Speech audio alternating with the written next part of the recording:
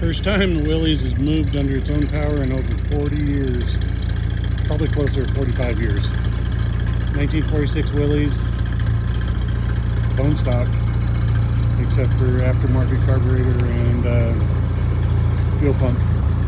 We did all the brakes, had the rims powder coated here in Sonora. Everything in the brakes and bearings, all that's brand new. Needs a windshield.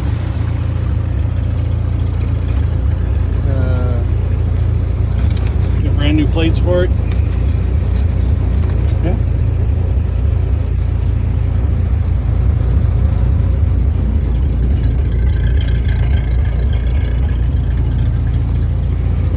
Like 45 pounds of oil pressure.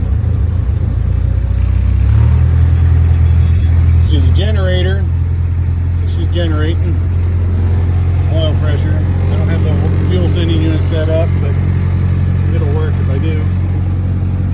So almost like 50-55 oil pressure is running. She's just starting to warm up. She's going cold.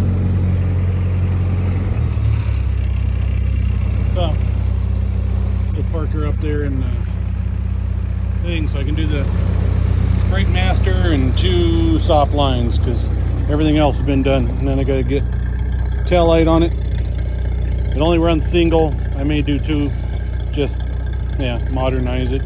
Does not use seat belts, not required this year, which is kind of crazy. We got a screen there for the front end. I can hand start it. I have a crank handle for it, so I need to replace the windshield. Just flat glass, so I'll probably find some local and get that done. But